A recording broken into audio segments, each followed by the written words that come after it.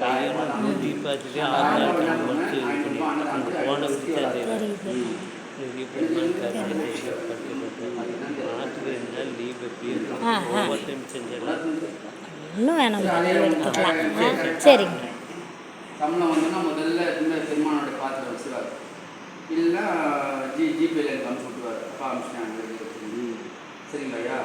அது எதுக்குன்னாக்கா வள்ளுவர் சொல்கிற மாதிரி நாம் சம்பாதியம் பண்ணுறதுல ஒரு பங்கு ஏழையினுடைய வயிற்று உணவுக்கு மிச்சம் பண்ணாக்கா நம்ம வாழ்நாளில் கஷ்டமும் இருக்காது, நம்ம சந்ததியே கஷ்டப்படாது.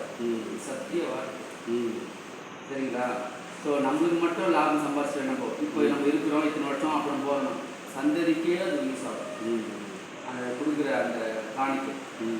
சரிங்களா? இதுதான் உங்களுக்கு ஷார்ட்டஸ்ட் ரூட். அடுத்தபடியாக ஆரோக்கியமாகவும் சுறுசுறுப்பாகவும் இருக்கிறதுக்கு என்ன ஆரோக்கியமாக இருக்கணும்னு நினைக்கிறவங்க சூரியன் அப்படி கிளம்புறதுக்கு முன்னாடி எழுதணும். சூரியர் வெளியில் தெரியறதுக்கு முன்னாடி எழுதணும். அந்த பழக்கம் முதல் பழக்கம். அப்புறம் எழுந்துக்கிட்டு நீங்கள் ஒரு 5 நிமிஷம் ஜோதி முன்னாடி அமர்ந்து மகாமந்திரத்தை மெல்லன இந்த ஜோதிக்கு முன்னாடி திதிக்கணும். மகாமந்திரம் 5 நிமிடம். அப்புறம் தன்னை வச்சுட்டு உங்கள் வேலையை பார்க்கணும். இதை பண்ணி பார்க்கணும். படுக்கும்போது அதே போல் 5 நிமிஷம் ஜோதிக்கு முன்னாடி உட்காந்து மகாமந்திரம் சொல்லிட்டு, ஐயா இன்றைய நாளை சிறப்பாக எனக்கு பண்ணி கொடுத்தீங்க, உங்களுக்கு திருவடிக்கு கொடான கொடி நன்றிகள். தூங்குறேன், எனக்கு காலையில் நீங்கள் தான் எழுப்பி கொடுங்க, அருள் உணர்வோடு எழுப்பி கொடுங்கன்னு படிங்க. அருள் உணர்வோடு எழுப்பி கொடுங்கன்னு படிங்க. இந்த அருள் உணர்வு இருந்துச்சுனாக்கா ஆரோக்கியம் தானாக இருக்கும். அருள் உணர்வு தரப்படும் போது ஆரோக்கியத்துக்கு தடையாது.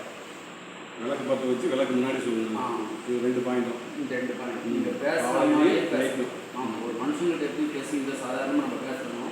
அந்த உரிமையோடு, அந்த ஒரு பாவனையோடு, அந்த ஒரு உண்மையோட இப்போ நம்ம ஏற்ற மாதிரி இருக்கிறோம் நம்பிக்கையோட தான் பேசுறீங்க.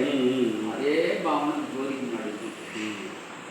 சாட்சாத் நீங்கள் மகாமந்திரம் சொல்லிட்டீங்கன்னா பெருமானார் அங்கே காரியப்படுவார். இதை நீங்கள் பழக்கமாக வச்சிங்கனாக்கா ஐயா வந்துடுவார்.